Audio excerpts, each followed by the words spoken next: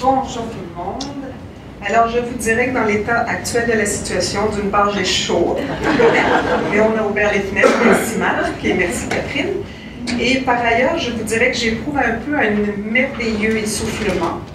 Alors, merveilleux parce que ce qu'on vit en ce moment est assez extraordinaire, et je vous remercie d'être là aujourd'hui. Vous m'entendez bien? Parce que moi, j'ai tendance à bouger un petit peu. Et puis, essoufflement, je vais quand même essayer de trouver le souffle pour vous parler de quelque chose qui me passionne et que j'ai le bonheur de pratiquer au quotidien avec une équipe de complices extraordinaires qui est ma deuxième famille. Dr Amyot, on le connaît bien ici, je ne pouvais pas passer par-dessus le fait de lui rendre hommage aujourd'hui pour tout ce qu'il a apporté dans ma carrière et le plaisir extraordinaire qu'on avait à travailler avec lui, son élan vital et tout ce qu'on a fait, les colloques, les jumelages avec le Vinatier à Lyon. Alors, je lui rends hommage aujourd'hui. Alors, pour la présentation, juste un petit mot. Vous dire le plaisir et le bonheur que j'ai eu à travailler à la préparation de ces festivités-là avec des complices, je vais les appeler comme ça, des gens vraiment doués pour la vie, doués pour réussir les choses. Dr Bertelli, présidente des festivités, Dr Laniel, Maria Rigaud et Madame Varin, qui sont les anges de ces festivités, qui voient à tout, qui sont pétillantes, allumées, brillantes. Je dirais aussi les gens de la Fondation, M. Bergeron. Je pense qu'il faut le souligner, il y a une ouverture pour la psychiatrie qui est remarquable et qui est porteuse pour l'avenir. Et Mme Tellier et Mme Grenon ont été vraiment des adjointes qui travaillent avec M. Bergeron et qui nous ont vraiment soutenus pour toute l'organisation des festivités. Alors, au sujet de la gestion du temps, alors j'ai déjà négocié avec Marie-Alice qu'elle ne soit pas trop sévère. Bon. D'une part aussi parce qu'on arrive souvent à la période de questions, puis le 15 minutes de questions, souvent il n'y en a pas tant que ça. Alors, on peut peut-être déborder un petit peu là. Et puis vous dire aussi que s'il n'y a pas de questions, il ne faut pas s'inquiéter, j'ai préparé des petits bonus. Hein? Comme dans les films, ceux qui seront assez vaillants pour rester jusqu'au bout auront des petites surprises. D'accord? Alors, c'est parti. Qu'est-ce que nous avons en commun ici aujourd'hui, tous? Avez-vous une idée?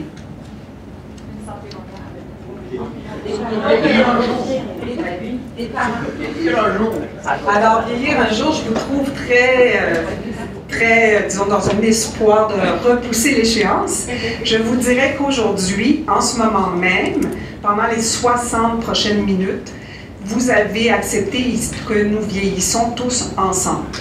La chose que nous avons en commun, nous vieillissons à l'instant même, et ça nous rejoint. Donc, on a un destin commun. Les objectifs de la présentation, juste vous dire que je vais quand même toucher au cadre théorique, parce que je pense que quand on veut intervenir auprès d'une population, il faut quand même pouvoir se reposer sur des bases scientifiques. Il faut regarder ce que les gens, des penseurs, par rapport à un phénomène assez nouveau dans notre société, ont pu élaborer comme cadre. C'est une démarche scientifique absolument nécessaire. Et je pense que ça peut nous aider ensuite à décider de la valeur des interventions que nous allons mettre sur pied. Savez-vous à peu près combien les gens de 65 ans et plus représentent comme pourcentage de la population actuellement? Oh, non, quand même pas. Là, on est rendu peut-être dans 50 ans. En ce moment, c'est 19% de la société québécoise, 1,6 million d'individus. En 2031, on sera près du quart et en 2061, près du tiers. Alors, c'est un phénomène qui a de l'avenir. Hein? Ce n'est pas seulement pour les 5 prochaines années. Et ce qui est important aussi à retenir, la proportion des très âgés, c'est ceux qu'on appelle 85 ans et plus, c'est la proportion qui va le plus augmenter. Alors, entre 2031 et 2061, leur nombre va tripler. C'est important parce que le vieillissement, disons celui dont on va parler aujourd'hui, le vieillissement problématique, a évidemment plus de chances de s'installer avec les années qui passent. D'accord? Pourquoi ce vieillissement-là? Ben, une certaine dénatalité après le baby boom et par ailleurs l'espérance de vie qui a augmenté. Avez-vous une idée combien c'est à peu près? Pour les femmes, par exemple, l'espérance de vie en ce moment. Presque 85. En 2016, c'était 84,5 exactement. Et les hommes, c'était 80,8 années. Ça, ces années-ci, là, ça, le mot qui me vient, excusez-moi, ça stagne. Hein? Alors, je pense que... Et puis ça commence même à diminuer un petit peu. Commençons par, au fait, si vous avez des questions au fur et à mesure, allez-y. Hein? Plus c'est vivant, plus c'est interactif, plus c'est le fun. On va commencer par comment vous voyez votre propre vieillissement. Évidemment, je ne vous demanderai pas ça aujourd'hui, mais vous comprenez que c'est une réflexion dont on ne peut pas faire l'économie. Notre rapport à notre propre vieillissement va déterminer notre façon d'être en lien avec des personnes âgées. Et évidemment, c'est important pour des gens qui travaillent en psychothérapie et en psychiatrie. Alors, à un bout du spectre, on a Charles de Gaulle et sa phrase célèbre. Moi, je peux vous dire que je l'entends souvent. Hein? Nos patients nous la sortent souvent, que la vieillesse est un naufrage. Alors, c'est sorti hors contexte. Hein? Il parlait de Pétain à ce moment-là. Pétain qui avait été un mentor hein, pour lui en passant. Aznavour, à l'autre spectre, il est décédé il y a 1 an à peu près. Aznavour se levait chaque matin, c'est une entrevue que j'ai entendue de lui, il avait 91 ans à peu près quand il a dit ça, amoureux de la vie, en voulant chaque jour apprendre quelque chose. C'était son but. Il voulait aussi vivre jusqu'à 100 ans et espérait faire un concert sur les Champs-Élysées pour ses 100 ans. Il faisait des tournées encore 2 mois avant de faire une mauvaise chute, et puis où il s'est cassé quelques os, et puis ben, il est décédé à 94 ans. Mon Dieu. L'image là, je voulais vous montrer, je pense qu'en général, ça correspond pas mal à une vision que nous avons dans notre société, qui est quand même une vision un peu tristounette. Chacun fait face à son vieillissement, allant dans sa direction, un peu esselé, et avec une nostalgie des élans vitaux, de la joie, de la danse, d'une forme de séduction, d'une forme de puissance et de bonne santé. J'ai inscrit cette phrase de Jean-Jacques Rousseau. « La jeunesse est le temps d'étudier la sagesse, la vieillesse est le temps de la pratiquer. » Je trouve que c'était sympathique parce que je trouve que sur ce chemin que je vous propose d'emprunter aujourd'hui, c'est intéressant qu'on ait des petites phrases clés comme ça qu'on peut retenir. Et c'est intéressant aussi qu'on soit peut-être guidé. Hein? C'est un peu ce qu'on fait quand on parle de vignettes cliniques. Alors aujourd'hui, pour nous servir de guide, je vous parle d'un homme vieillissant, Yosep ou l'art de vieillir. Alors, cet homme arménien, vivant en Turquie, est né en 1894, décédé en 1975 à l'âge de 80 ans à Montréal. Il était père de 3 enfants et grand-père de 3 petits-enfants. Il a vécu plusieurs drames dans sa vie. Alors, entre autres, le génocide de 1915, le génocide arménien. Il avait alors 20 ans. C'était l'aîné d'une famille de 8 enfants et il étudiait en dehors du village, ce qui a sauvé sa vie. Quand il a entendu parler des massacres, il est allé voir dans le village et sur les 8 enfants et les parents, tout le monde avait été tué. Il a passé toute sa vie à chercher la seule qu'il n'avait pas retrouvée, une petite sœur de 12 ans à l'époque, Nazélie. Il y a eu, dans les années 60, une montée je dirais, de haine envers les chrétiens hein, du Moyen-Orient. Et à ce moment-là, ses fils ont décidé d'aller voir ailleurs si l'avenir serait peut-être plus doux et plus sécuritaire. Ils ont décidé par la suite, sans vraiment demander aux parents, enfin, ils ont décidé qu'ils allaient déraciner ce vieux couple et les amener à Montréal pour les protéger. Leur idée était qu'ils n'allaient pas attendre passivement de subir un autre génocide. Ça a été dur, à 70 ans, d'arriver dans une autre culture, un autre climat, et à une époque où le monde était un petit peu plus grand. En 70, tout n'était pas à proximité comme maintenant. En 1972, il y a eu le chagrin de perdre sa fille qui est décédée à l'aube de la quarantaine d'un cancer. On peut imaginer que cet homme-là avait beaucoup de facteurs pour mal vieillir, et en fait, c'était tout le contraire.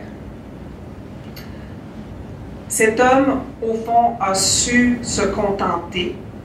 Par exemple, il adorait manger des escargots à l'ail, mais il n'avait pas les moyens.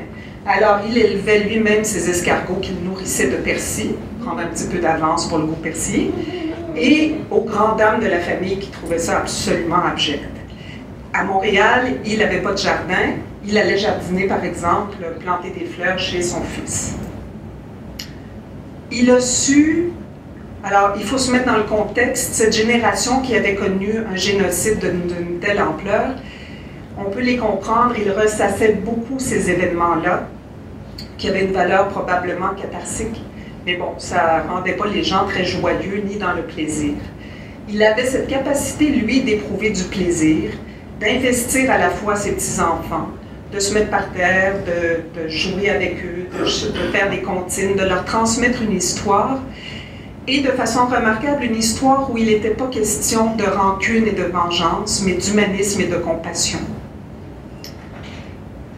Il avait beaucoup d'humour, puis un peu le sens du théâtre. Par exemple, à ses petits-enfants, qui, à l'époque, les raisins avaient encore des pépins, et les petits-enfants aimaient bien les cracher. Il était capable de leur expliquer à ce moment-là sa vision, que même si c'était pas bon, si c'était amer, si c'était pas beau, l'idée c'était justement d'avaler ces pépins, parce que c'est là-dedans qu'il y a un potentiel d'énergie vitale, de vitamines et de tout ce que vous voulez. Alors quand on connaît aussi la légende de la grenade avec les grains de grenade, pour ceux qui ont traversé la Syrie, qui ont survécu, c'était une histoire très symbolique qu'il a su transmettre. Je vous donne des détails comme ça, puis vous verrez par rapport à la théorie si ça fait sens. Justement, les théories. Quand on pense au fait de vieillir, évidemment, on pense aux pertes. Hein? Les personnes âgées n'ont pas le privilège unique de subir des pertes. Tout au long de notre vie, ça arrive. Ce qui les distingue, par contre, c'est la quantité.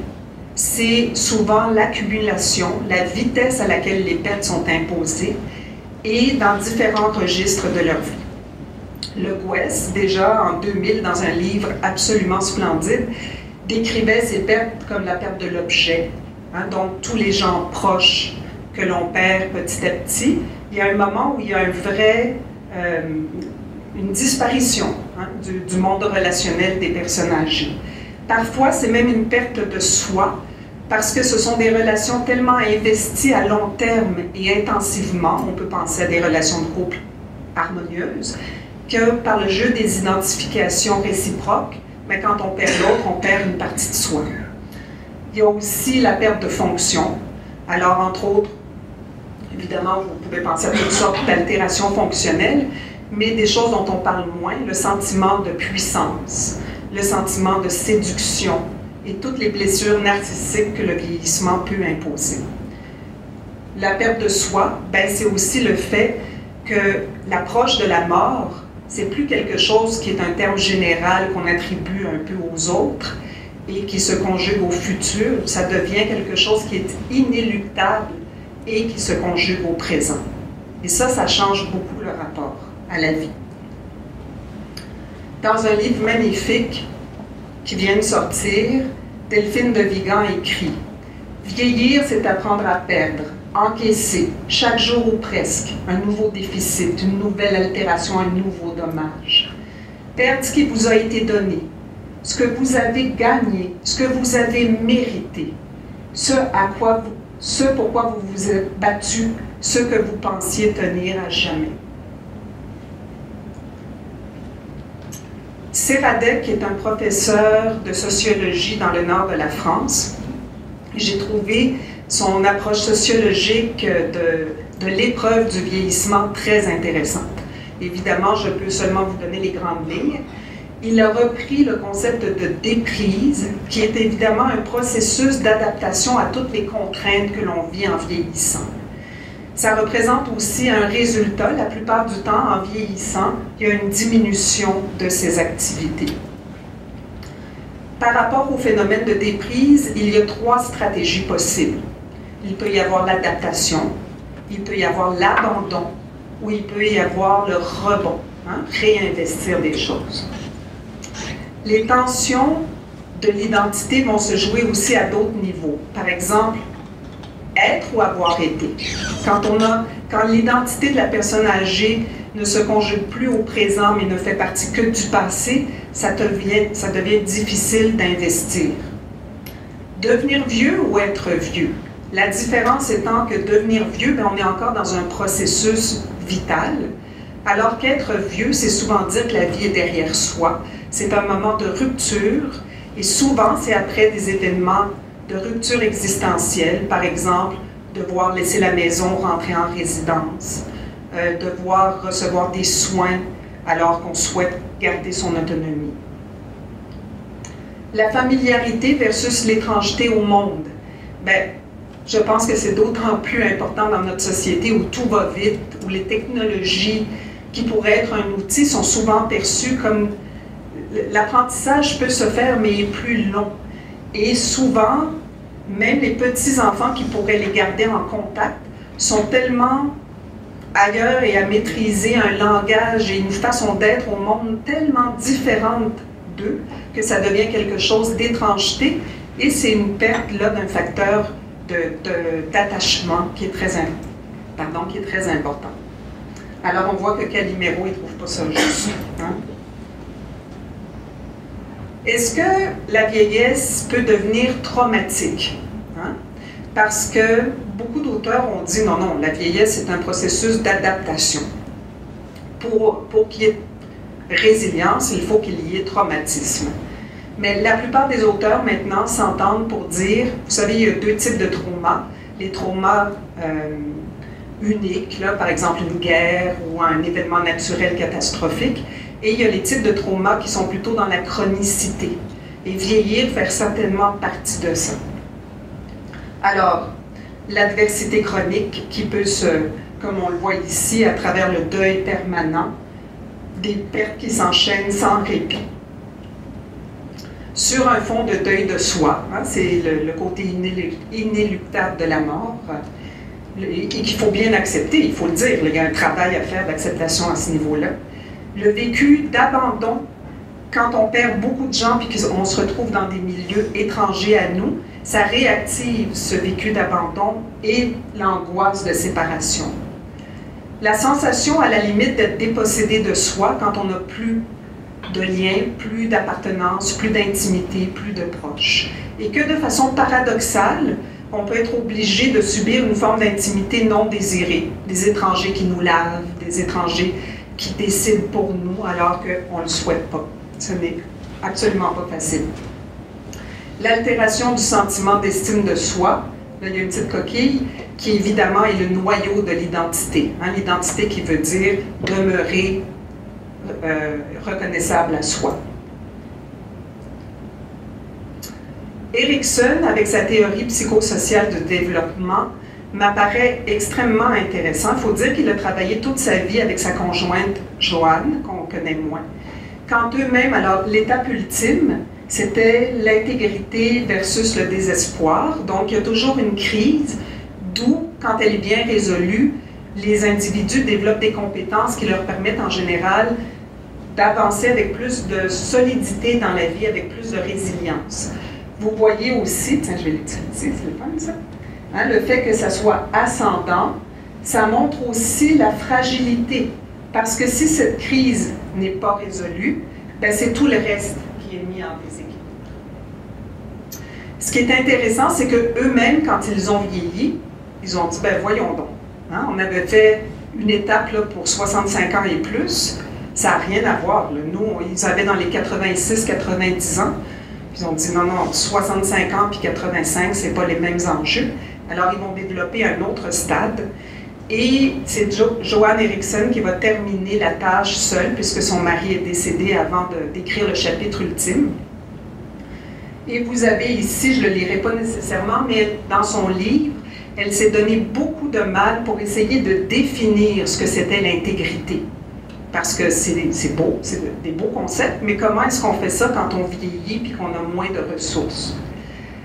Alors, vous allez voir, c'est des choses qui reviennent. C'est un processus actif on s'engage au quotidien à rester en lien et en contact, à prendre soin de soi tout en acceptant les incapacités petites ou grandes pour faire face aux grands et petits défis du quotidien.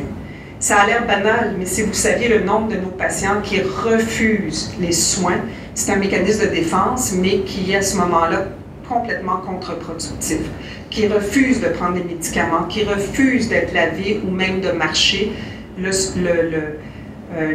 L'exemple le plus frappant de ça étant le syndrome de glissement, où les gens se laissent carrément mourir dans leur lit. Le 9e stade, donc, était la gérotranscendance, ou l'art de voyager léger.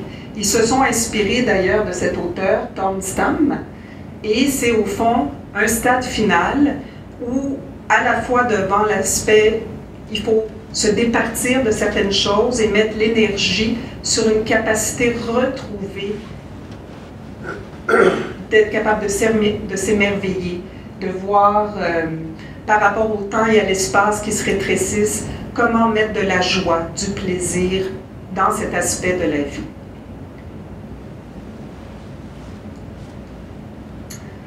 Boris Cyrulnik a écrit une phrase qui, moi, il n'a pas écrit seulement une phrase, là.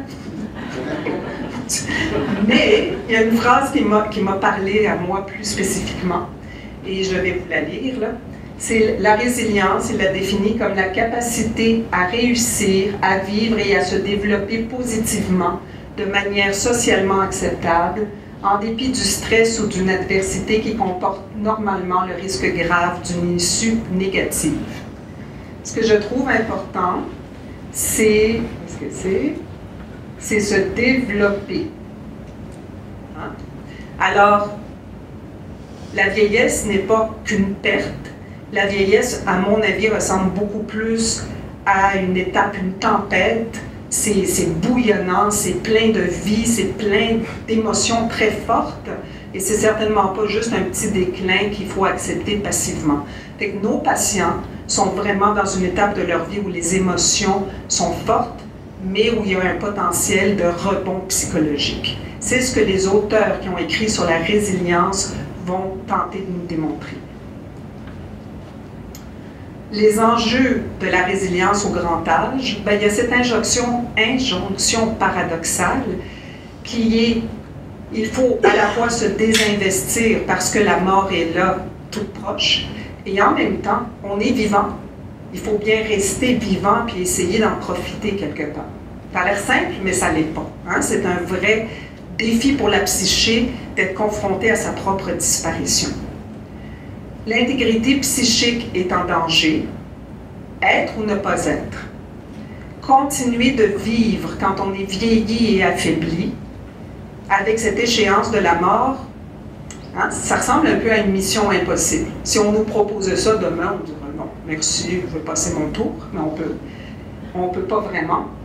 Alors, il faut aller de l'avant. La crise de sénescence, c'est ce qu'il y a donc à ce moment-là un potentiel d'épanouissement. Et la résilience est vue alors comme une vision positive, dynamique. Hein? La résilience, ce n'est pas une fois et pour toujours. Certaines personnes ont pu sembler résilientes dans leur vie et on découvre à ce moment-là que des crises n'avaient pas été résolues puis que c'était plutôt de l'adaptation. Je vous donne un exemple. Quelqu'un qui décide face à un mauvais souvenir, un peu de culpabilité, de mettre ça de côté, de s'investir énormément dans son travail, qui est une source réelle d'épanouissement, de bonheur. Et quand on se retrouve à la retraite, qu'on n'est plus défini par ce réseau social-là, la crise peut ressurgir parce que c'était pas de la résilience, le traumatisme n'avait pas été géré, il avait été mis de côté. Donc, c'est une possibilité, puis au lieu de parler du déclin, on va parler de rebond résilient chez la personne âgée. Donc, plutôt que de naufrage, on va se dire qu'il y a certainement une capacité de mobiliser les compétences, l'expérience, le savoir-faire et les qualités que cette personne-là ont encore. Il faut dire aussi que les personnes âgées ne sont pas que la somme des pertes, ils sont aussi la somme de l'expérience acquise. Ils ont souvent des capacités de relativisation et de mettre à distance les problèmes. Les études montrent que souvent, face à une situation problématique, ils vont choisir de meilleures façons de réagir, moins coûteuses en termes d'énergie psychique et beaucoup plus paisibles. C'est quand même encourageant, non? Il y a un livre formidable là, qui a été publié aux États-Unis en 2012 et réédité en 2016. En fait, c'est à partir de populations qui avaient subi de gros traumatismes. Ils ont identifié ces facteurs de la résilience et pour chacun de ces facteurs-là, il y a un chapitre qui décrit ce facteur-là en termes un petit peu de qu'est-ce que c'est être optimisme, les données probantes à ce sujet-là. Et ça se termine, bon, quand il y a des données physiopathologiques, ils les décrivent aussi. Ce qui est très intéressant, c'est que le chapitre se termine avec des moyens concrets de mettre ce facteur de résilience-là en action. Parce que la résilience, ça ne se fait pas juste dans l'intellectualisation. C'est pas juste pour les personnes âgées, mais c'est très intéressant. Georges Vaillant, vous le connaissez, hein? C'est celui qui nous a amené nos fameux mécanismes de défense. Enfin, il ne les a pas amenés, mais il les a structurés. Puis il a étudié des cohortes d'individus. Dans le Kaplan, là, les mécanismes de défense selon leur degré de maturité, ben, c'est lui. Et il s'est intéressé, donc, il a fait une étude sur ces cohortes.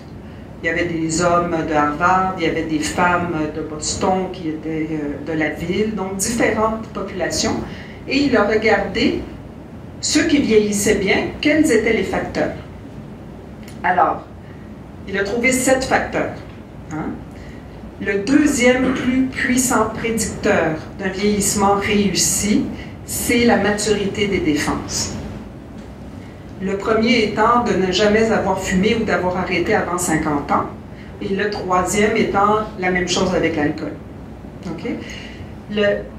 L'aspect relationnel, c'est le 5e, et puis c'est la stabilité d'une relation très importante. Mais c'est pour vous dire, c'est vraiment intéressant, puis là on se dit, ben, il y a tout un travail à faire auprès de nos personnes âgées pour remettre ça en activité. Les qualités personnelles qui étaient associées à donc, ces défenses matures, on les connaît tous, je n'ai pas besoin de les répéter. L'humour, la répression, l'altruisme.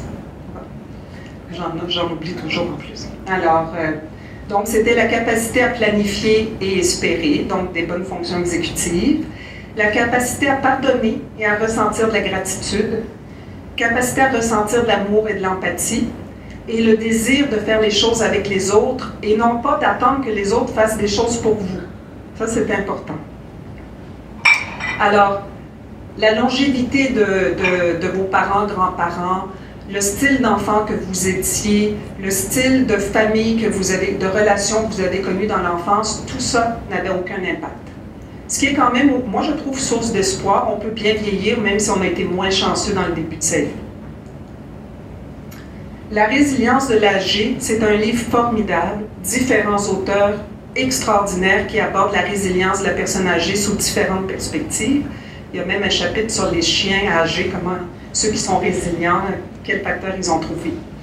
Il y a Dr Pellerin qui écrit là-dedans, il y a Dr Ribes, donc des gens qui travaillent beaucoup à Lyon.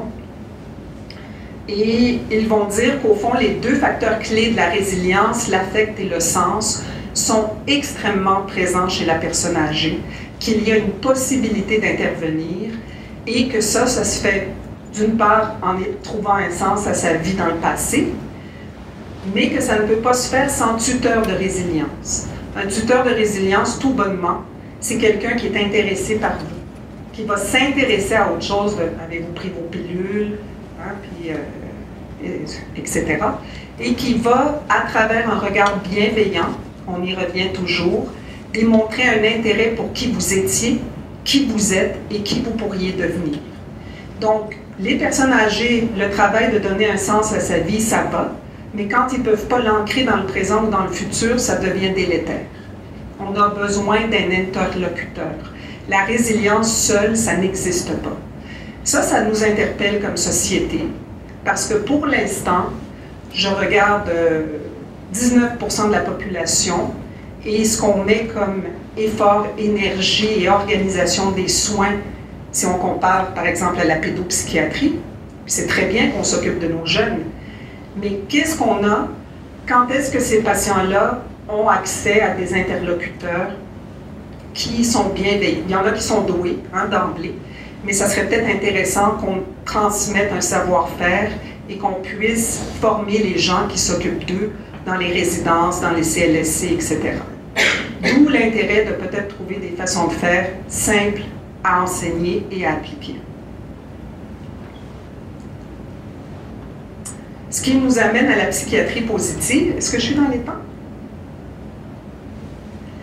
Alors, la psychiatrie positive, en fait, c'est pas quelque chose de nouveau, puis ceux qui ont lancé la psychologie positive il y a 20 ans n'ont certainement pas la prétention de dire que c'est une nouvelle forme de compréhension de l'être humain là, innovatrice et unique. Au contraire, ils se sont beaucoup inspirés des humanistes, mais avec un souci dès le début de mettre sur pied un réseau de chercheurs. Alors, Martin Seligman, quand il est devenu le président de l'Association des psychologues américains en 1998, probablement bouleversé par la brutalité du 20e siècle, souhaitait que la psychologie, qui s'était beaucoup centrée sur un modèle de pathologie, de détection de la maladie et de traitement, ne se limite plus à ce rôle nécessairement, mais redevienne aussi un outil, un facteur de résilience pour les sociétés aussi. Donc, on apprenne au fond, à travers l'épanouissement des individus, à pouvoir avoir des sociétés où ils feraient meilleur vivre. Seligman, vous le connaissez, avant d'être positif, il a expliqué, il a été le premier modèle, enfin il a fait la première expérience qui nous a donné le modèle biologique un peu, si on veut, là, de la dépression avec les chiens en cage, et donc le principe de l'impuissance apprise. Donc quand même, c'est intéressant de voir, et en fait c'est grâce à ces chiens-là aussi, parce que sur la quantité, il y en a certains qui sont restés tout à fait dans l'élan vital, et qui même s'ils avaient été, les méthodes maintenant on ne les utiliserait plus parce qu'ils recevaient des chocs électriques, mais la plupart des chiens, une fois qu'on ouvrait la porte, restaient là, dans un sentiment de lâcher prise pathologique, alors qu'il y a quelques chiens qui partaient tout de suite puis rebondissaient. Alors on voit que plus tard, près de 20 ans plus tard, il va en faire une approche de psychologie. C'est un champ en pleine expansion. Étonnamment, on n'en parle pas tellement ici au Québec, au Canada, mais si on va à l'APA, si on va en France, dans nos librairies, bien, on voit que c'est tout un champ avec de multiples auteurs. Ben Shahar, qui est un professeur à Harvard, qui donne un cours sur la psychologie positive.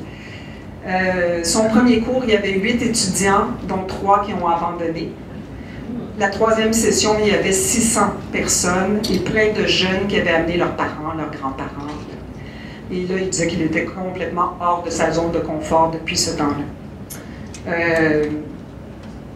Il y a des livres, parce qu'au fond, c'est aussi une approche qui est très concrète avec beaucoup d'exercices. Et vous pouvez trouver ça là, dans les librairies et faire de la bibliothérapie très activement avec vos patients. Pour tous ces auteurs, on a aussi Christophe André, qui est un pendant français tout à fait inspirant aussi. Et un des avantages, une des choses que ces thérapeutes-là voulaient, c'est que le savoir universitaire, basé sur des données probantes, parce qu'ils ont développé des outils, des questionnaires, ils ont fait de la recherche, et puis bon, je vous montrerai des livres où il y a des chapitres entiers qui décrivent les effets, des effets modestes, légers à modestes, mais qui sont présents dans des populations qui ont de l'anxiété, de la dépression, de l'insomnie. Je ne voulais pas repartir là-dessus aujourd'hui, c'est un petit peu plus plate, même si c'est très important. Mais donc, un de leurs objectifs, c'était de dire, bien, il y a un savoir scientifique très intéressant, mais auquel la majorité des individus n'ont pas accès. C'est un petit peu ce que Dr. Ngo, avec son psychopathe, va essayer de développer en français, que la psychothérapie puisse se faire sur un mode individuel, à la maison, même si on attend pendant des mois d'avoir accès à un psychologue ou un psychiatre. Si je vous demande aujourd'hui, dans cette pièce, qu'est-ce qui fait que votre vie vaut la peine d'être vécue? Est-ce qu'il y a des choses qui vous viennent spontanément, sans donner trop de détails? Nos enfants. Nos enfants, donc les relations avec les proches. Moi, je peux vous dire, par exemple, qu'en ce moment, le plaisir que j'ai à m'épanouir dans un travail qui me permet quand même, c'est assez extraordinaire d'aider les autres, et puis de faire ça au sein d'une communauté que j'aime profondément, ben, ça me définit beaucoup. Alors, vous voyez le travail, les relations. Hein? Au fond, il n'y a personne d'entre vous qui m'a dit « je suis bien aujourd'hui parce que je ne suis pas déprimé ». Il n'y a personne qui m'a dit aujourd'hui « ah ben là, je suis bien parce que je ne suis pas anxieux ». C'est sûr que de ne pas être déprimé et de ne pas être anxieux, ça participe. Mais ce que je veux vous dire, c'est que ça, c'est l'état neutre. Hein? C'est en général ce qu'on cherche à atteindre, l'absence de symptômes. Mais l'absence de symptômes, ce n'est pas une vie complète, ce n'est pas une vie épanouie, ce n'est pas ça qui nous donne du sens pour se lever les matins. C'est un des principes de base. C'est d'amener nos patients, non pas juste de la maladie à l'état neutre, mais de les amener à un degré d'épanouissement qui aurait peut-être même été pas envisagé s'ils n'avaient pas été malades. Bien sûr, on n'a pas besoin d'avoir un problème de psychiatrie pour appliquer ça. On peut appliquer ça dans des vies des gens qui vont bien aussi. Un des aspects très importants, c'est que plus vous allez développer les facteurs d'épanouissement et de bien-être, mais plus vous allez être outillé quand la vie va être dure. Hein? Donc, il y a aussi une forme de prévention. Un des concepts théoriques, c'est le PERMA. Alors, c'est les différents domaines dans lesquels un individu peut faire des efforts, s'engager pour faire en sorte que sa vie soit plus épanouie. Vous avez évidemment les émotions positives. Je vous en ai mis ici parce qu'on est plus habitué à parler des émotions négatives que les positives. La qualité de l'engagement, les relations, le sens à sa vie, là, qui pourrait traduire mission, ce qu'on a accompli dans la vie et l'élan vital. Alors, ça structure la pensée. Là. On n'est pas en train de réinventer du tout la psychologie, mais pour aider les patients, dans quoi est-ce qu'on met nos efforts, hein, au lieu d'essayer de tout faire en même temps. Dr. Csikszentmihalyi. Alors, ça ne s'écrit pas comme ça, hein, c'est pour vous aider à le retenir. Vous le connaissez, il a écrit des livres, David Servan-Schreiber, qui est décédé maintenant d'un cancer au cerveau, qui était-il neuropsychiatre, lui? Je ne sais pas. A travaillé de façon très proche avec lui. Et Dr. Csikszentmihalyi a développé un concept très important qui est celui du flow. Hein? Donc ça, c'est par rapport à la notion d'engagement. C'est utilisé en éducation dans plein de domaines pour motiver les sportifs et tout ça. Le flow qui se traduit en français par le flux. C'est pas très élégant. On peut dire aussi l'état maximal, je pense. Bon. Pour le coup, là, c'est un anglicisme qui vaut la peine, je trouve, le flow, pour nous, de le garder comme ça. Alors, vous voyez, c'est l'idée que par rapport à un niveau de compétence élevé, quand vous maîtrisez, bien, vous êtes dans une situation de pleine intériorisation, de concentration, où le temps et l'espace n'existent plus. Et quand vous en ressortez, c'est avec un sentiment d'accomplissement. Je suis sûre que la plupart d'entre nous vivent ça, ou en tout cas je le souhaite. Vous voyez, par exemple, si vous avez des étudiants qui ont un niveau de compétence pas très élevé, moyen, mettons, d'accord? Mais qu'il n'y a pas de défi, qu'il n'y a pas de défi, oui. Hein? Donc, on peut penser au milieu scolaire, des fois, qui est peu stimulant. Bien, ils vont s'ennuyer. Au mieux, ils vont être apathiques. D'accord? Je trouve que ça c'est intéressant. Il a l'air sympathique, en plus. Hein? La classification des forces de caractère qui sont centrées autour de 6 vertus. Alors, vous avez le site, là, où vous pouvez aller pour passer le test. C'est un autre des exercices qui est important en psychologie positive. Et ça va être d'identifier, à travers vos forces, quelles sont celles qui sont les plus prégnantes. Ça, c'est très nouveau comme façon de penser aussi. Donc, vous allez trouver les 5 forces les plus prégnantes. Et c'est à partir de ces forces-là que vous allez travailler pour aller mieux. Mais on ne pense pas beaucoup comme ça. Et souvent, vous verrez si ça vous correspond, quand on fait le test, les gens sautent aux 5 dernières puis disent « Comment je peux m'améliorer? » Et ce n'est pas du tout ça l'idée. D'accord? Docteur, ça ne sera pas long, docteur Seligman part du principe qu'il faut oublier ça. On travaille avec les forces les plus prégnantes pour aller mieux dans la vie. Oui? Ça fait partie du temps des questions. Certainement. Il faudrait prendre le micro pour les questions, sinon c'est pas enregistré. Oui, Gab. Fait plaisir. Alors, ce qui est intéressant aussi, c'est de demander à un de vos proches de le faire à votre sujet. Puis des fois, vous allez être surpris des résultats.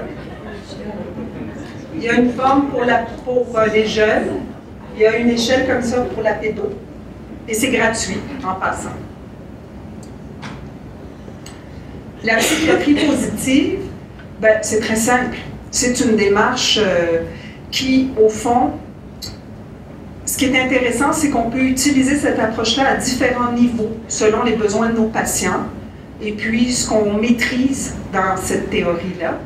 Alors déjà, il y a l'orientation générale, juste notre entrevue, hein? Juste d'aller voir c'est quoi les forces de mon patient. Et puis, évidemment, il y a une question de timing. Quand la personne est en pleine souffrance, on ne fait pas ça, mais on sait faire, on a du tact. Mais à un moment, j'ai des résidents avec qui je fais ce séminaire qui l'utilisent pendant leur garde. Ils m'ont dit, c'est incroyable, incroyable l'effet d'aller chercher les forces puis de les refléter aux patients. La psychoéducation, ben, c'est d'expliquer les données probantes qu'on a. Pourquoi, par exemple, la pensée positive? Pourquoi est-ce que le fait d'être capable d'avoir de la gratitude donne des résultats, que ce n'est pas juste une vision là, spirituelle de notre part? Ça convainc les gens. Les interventions de psychologie positive, ben, il y en a plusieurs. Il y a des livres entiers qui décrivent différentes interventions. Dépendant des problèmes, on peut les choisir. Alors, plus on maîtrise ce domaine-là, plus on a d'aisance à les utiliser. La bibliothérapie, bien sûr, qu'on peut prescrire, et la psychothérapie. Alors, nous, on a fait un premier groupe de psychothérapie avec 6 séances, et on s'est beaucoup inspiré de ce livre de thérapie positive, dans lequel vous avez la démarche là, détaillée et qui est très cadrée, très scientifique. Alors, vous avez Jesté, qui est le psychiatre qui a lancé ça. Vous savez qu'il y a une association mondiale de psychiatrie positive et même en Nouvelle-Écosse, il y a un site Internet qui a été développé de psychiatrie positive pour les personnes âgées, qui s'appelle le Parapluie, mais en anglais. Dr Brunel envisageait peut-être de le traduire, parce que c'était des fonds fédéraux et puis nos patients âgés québécois francophones n'ont pas accès. Voilà. Différentes interventions de psychologie positive.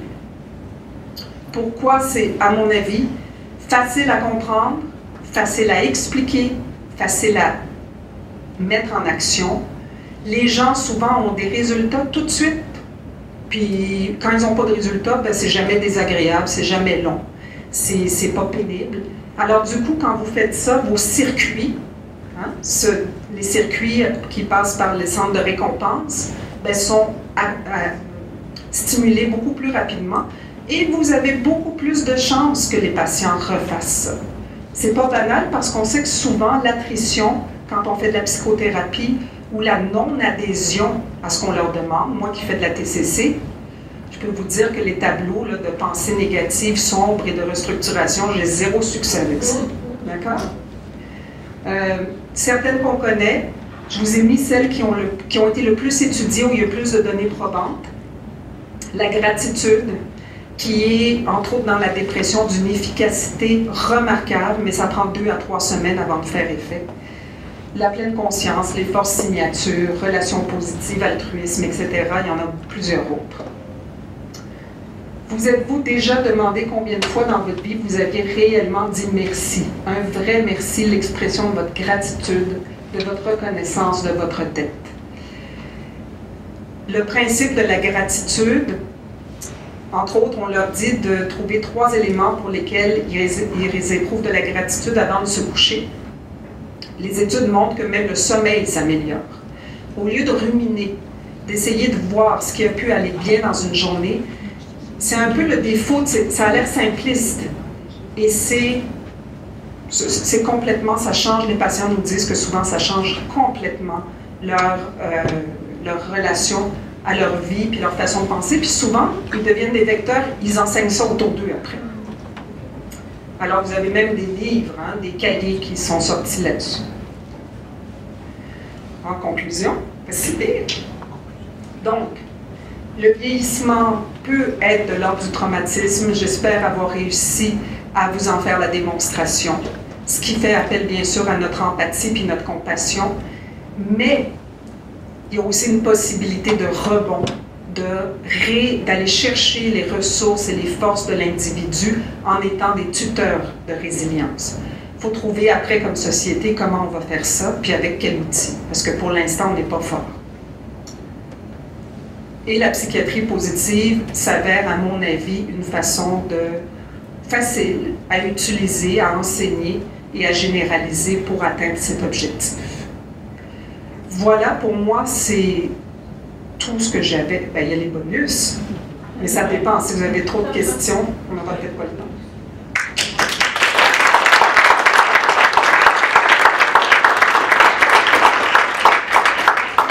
Pour les questions, il faudra aller au micro pour que l'enregistrement puisse se faire. J'ai la gratitude en fait. Merci. Merci pour cette attitude fort positive que tu présentes. Juste une petite question, je suis curieux. Je sais que vous avez présenté un projet de recherche sur, justement, tu en parlais, sur la psychiatrie positive en Géronto. Avez-vous déjà commencé? Puis qu'est-ce que vous en voyez? Déjà, quelques résultats qui en sortent? Je suis intéressée par ce projet-là. Oui, merci Yvan, qui était d'ailleurs tellement bienveillant quand on est passé au comité d'éthique. En fait, une des difficultés dans la recherche, c'est que nos patients, le groupe de recherche, la recherche s'adressait à des patients âgés et déprimés, donc une population avec plein de critères d'exclusion. Puis dans la réalité, les patients qu'on garde, c'est des patients qui ont des problèmes de personnalité, des corps résistants, de la comorbidité cognitive. Fait que ça a été notre premier problème. Donc le groupe qu'on a fait, on l'a fait avec nos patients. Puis on a fait passer des questionnaires et puis on a fait un aspect un peu qualitatif aussi. Donc ils ont écrit des commentaires et de façon surprenante, j'ai pas du tout eu le temps de regarder tout ça, mais c'est quelque part dans un tiroir. C'est pas surprenant. Alors non, mais on a l'intention, puis là, Dr Bergeron avec qui j'ai travaillé va maintenant être à, je ne sais plus comment on l'appelle, dans l'Est. L'installation de l'IH. Alors, elle est dans l'Est, et puis, ben, du coup, on reste très en lien, et puis on va pouvoir faire du multisite éventuellement. Est-ce que je donne un bonus? Vous voulez un bonus? Oui. Les forces de caractère. Est-ce que vous pensez qu'il y en a certaines qui sont plus corrélées au bonheur que d'autres?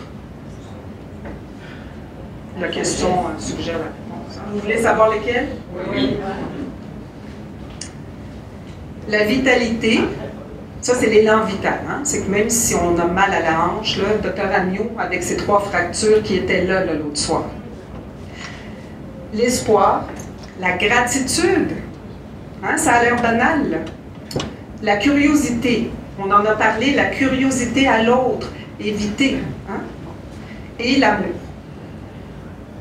Je trouve que notre monsieur du début, hein, monsieur Yosef, là, il y avait ce que je vous ai décrit, il y avait pas mal de ça là-dedans. Hein? Vous voulez le deuxième bonus? Je me sentais très généreuse. Alors, le deuxième bonus, déjà, c'est ce que je vous souhaite. Une vie longue et prospère. Ça, c'est une de mes idoles en passant. C'est pas grave. Je ne me limite pas aux Arméniens. D'ailleurs, j'ai mis 3 petits Québécois au monde.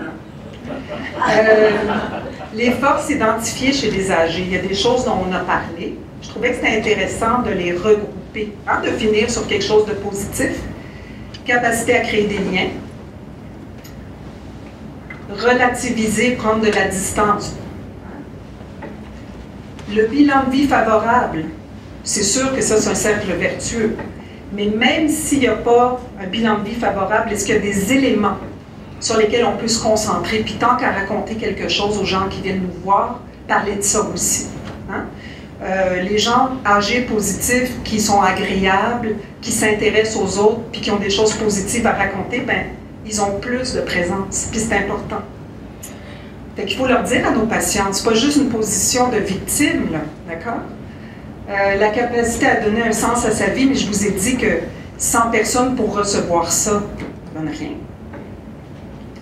Les mécanismes de défense matures, alors ça vaut la peine de continuer à travailler sur chacun d'entre nous, c'est pas fini. La curiosité à l'autre et à l'environnement, hein? Et puis l'appartenance, ça c'est très très très important, c'est un des facteurs principaux. Et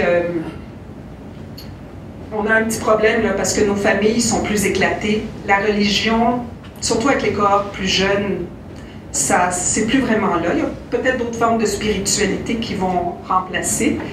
Les auteurs insistent beaucoup sur essayer de favoriser un aspect d'appartenance générationnelle. Nous, on travaille beaucoup avec les familles en clinique pour favoriser ça, entre autres. Et communautaire. Hein? Donc, par exemple, on voit maintenant que la retraite n'est plus synonyme de repos. Maintenant, la plupart des retraités vont se réinvestir dans une autre relation, un autre travail, du bénévolat. Alors, on voit que même des fois, les solutions viennent de nos personnes âgées. Là, c'est la dernière chance pour une question, sinon je vais faire le mot de la fin. Pour ajouter, comme on travaille toujours collé, pour le docteur Pelletier qui parlait du projet de recherche, moi je n'étais pas impliquée au projet de recherche, mais je continue à voir les patients qui sont fait le groupe de thérapie positive avec docteur Chamiliane et Claude Bergeron. Et ceux qui me parlent encore, ça fait plus que 6 mois que c'est fini. Moi, enfin, quelque chose dans ce bout-là, 6 mois. Ils me parlent encore des outils qu'ils ont eus. Alors il y a quelque chose qui reste dans les conséquences de cette thérapie-là. Merci. Bonjour, Mme Toussaint, psychologue. Tout ça me fait penser à Elisabeth Kubler-Ross, les 5 stades du deuil. La conscience de la mort et le changement des valeurs que ça peut entraîner. Est-ce que ça peut jouer aussi un rôle dans tout ça? Oui, ben, oui, énorme. Hein? C'est un des défis pour la psyché, là. La mort des autres puis la mort de soi, hein? cette disparition. Alors, c'est sûr, c'est un peu la tension dont je parlais tout à l'heure entre sortir de la vie et rester dans la vie. Comment on va aménager ça? Est-ce que ça répond à votre question? Alors, le mot de la fin, on a commencé avec la sagesse. Non, c'est vraiment le mot de la fin. La sagesse, on a commencé avec ça. Vous vous souvenez de la phrase de Jean-Jacques Rousseau? La sagesse qu'on a vue comme compétence ultime à développer dans la crise identitaire du vieillage. Et puis la sagesse, donc j'ai trouvé une autre phrase que j'ai trouvée très inspirante et qui me semblait bien résumer ce que j'ai voulu essayer de passer aujourd'hui, que La sagesse commence dans l'émerveillement. Et je trouvais aussi que ça résumait extrêmement bien la vie de M. Yotsep Chilian. Merci.